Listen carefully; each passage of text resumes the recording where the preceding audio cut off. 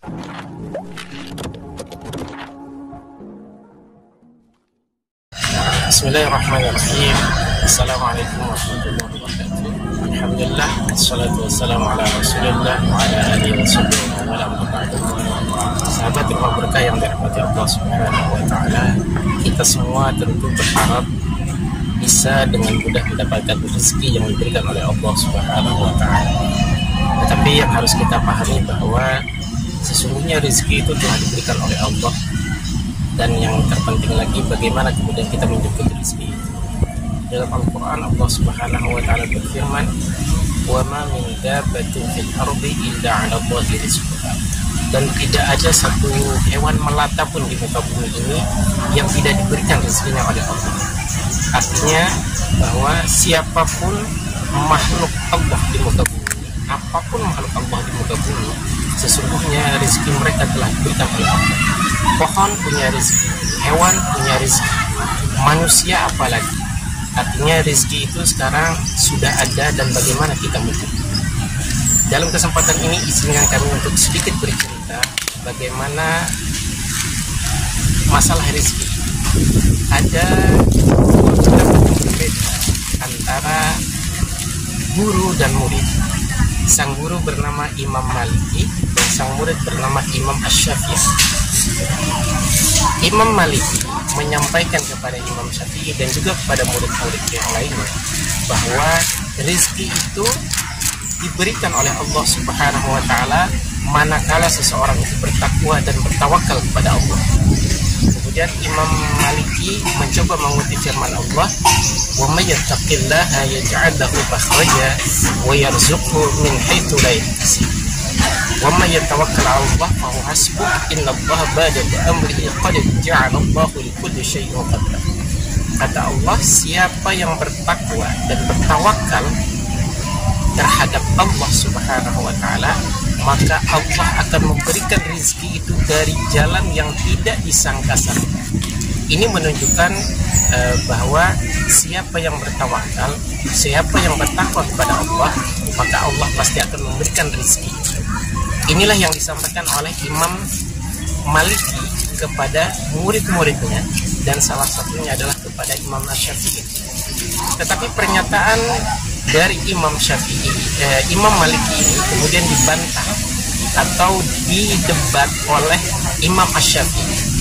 Imam Asy-Syafi'i menyatakan bahwa rezeki itu sudah diberikan oleh Allah, dan bagaimana kemudian makhluk itu atau siapapun orangnya, dia harus menjemput rezeki. Artinya rezeki itu harus diraih dengan usaha. Rezeki itu harus diraih dengan bekerja.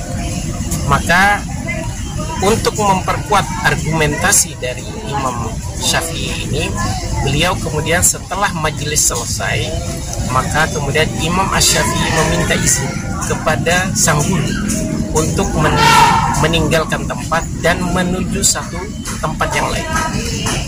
Di tengah perjalanan kemudian Imam Asy-Syafi'i berjumpa dengan seorang tukang kebun, dan tukang kebun itu sedang dalam memetik pohon anggur, memetik buah anggur. Memetik pohon anggur, memetik buah anggur itu, maka kemudian Imam Asy-Syafi'i mencoba membantu apa yang bisa beliau layani, apa yang bisa beliau bantu untuk si tukang kebun. Maka kemudian dibantulah oleh Imam Asy-Syafi'i, beliau kemudian mencoba membantu memetik dari buah anggur. Selesai bekerja, maka kemudian Imam Asy-Syafi'i diberikan rezeki, diberikan buah anggur itu oleh sang tukang kebun. Singkat cerita, Imam Asy-Syafi'i kemudian datang kepada Imam Maliki dengan membawa buah anggur. Kemudian beliau menyampaikan kepada gurunya Imam Maliki, wahai gurunda, saya telah membuktikan bahwa yang namanya rezeki itu harus dijemput. Dan sekarang rezeki itu saya dapatkan karena saya membantu pemilik buah anggur, dan beliau memberikan rezeki itu kepada saya berupa anggur. Artinya bahwa apa yang saya sampaikan tadi, bahwa yang namanya rezeki itu harus dijemput, sekarang rezeki itu sudah terjadi. Kemudian Imam Maliki mendengar apa yang disampaikan oleh Imam Asy-Syafi'i, beliau tersenyum dan beliau tidak menyalahkan apa yang disampaikan oleh muridnya. Tapi kemudian beliau berkata, "Wahai muridku, saya tahu bahwa engkau tetap mempertahankan argumentasi. Yang namanya rezeki harus dijemput. Kamu sudah membuktikannya. Tapi saya juga ingin membuktikan ucapan saya bahwa siapa yang bertakwa kepada Allah, yang bertawakal kepada Allah, maka Allah akan memberikan rezeki itu dari jalan yang tidak disangka-sangka." Setelah selesai tadi saya mengerjakan atau mengajar para murid, para santri, kemudian saya terpikir, alangkah enaknya, alangkah nyamannya sambil bersantai ini saya menikmati buah anggur. Dan subhanallah, engkau datang ke tempat ini dengan membawa buah anggur ini.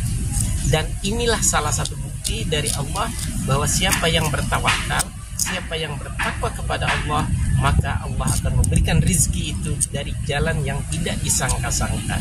Dan kebetulan engkau membawa buah anggur, maka sekarang buah anggur itu ada di depan saya dan saya bisa menikmatinya. Artinya, kata Imam Maliki, saya tidak menyalahkan pendapat kamu dan kamu juga tidak bisa menyalahkan pendapat saya karena saya sudah membuktikannya juga. Mendengar penjelasan ini, maka Imam Syafi'i kemudian tersenyum dan bangga dengan gurunya, dan antara guru dan murid ini pun kemudian sama-sama tersenyum bahagia bahwa dua pendapat mereka ternyata sama-sama benar. Demikian, terima kasih, mudah-mudahan bermanfaat. Assalamualaikum warahmatullahi wabarakatuh.